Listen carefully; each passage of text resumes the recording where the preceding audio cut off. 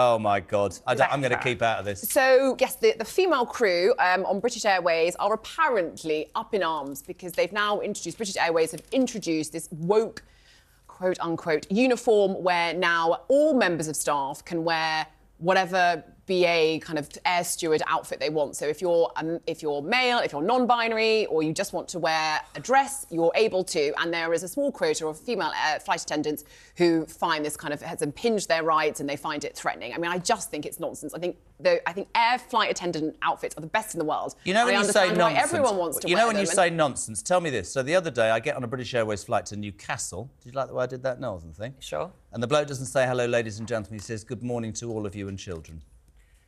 Okay, that's fine. Don't worry about that. We all knew who he was talking to. Don't worry about that. Look, I was on a parliamentary select committee about discriminatory uniforms, and we provided evidence about air hostesses. This was in 2016, 2017.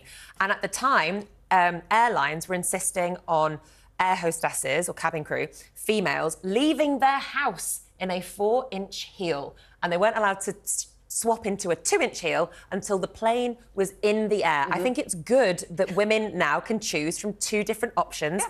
And hey, if there's a deliberately androgynous uniform, as long as it's comfortable, absolutely. Can I ask you to be honest and raise your right leg on television?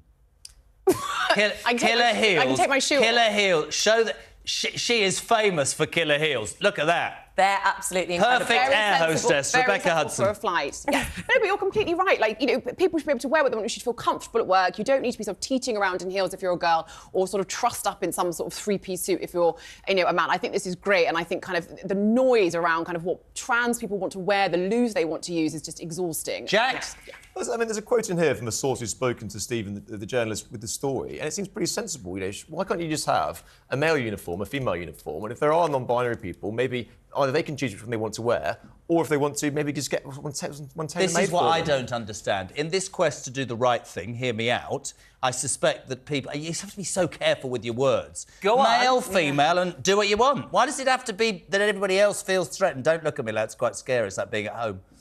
I'm being serious. But you're right, they shouldn't feel threatened. It gets hijacked and people are frightened to speak out and frightened to say anything. I don't care what anybody wears, right? But I know that there are people who will feel that that threatens what they consider, whatever you two say, the norm. So make it simple. Stop being high. Just make, as Jack says, male, female, wear what you want. I just want my meal before the bloody plane lands. That's what I want. Precisely. That's what people care about. Not what heels you're wearing or not what style of trousers you got. You won't be wearing heels anymore with your pregnancy. I don't know what you're talking about. I'm wearing 4-inch heels right now. No, you're not. You're wearing slippers.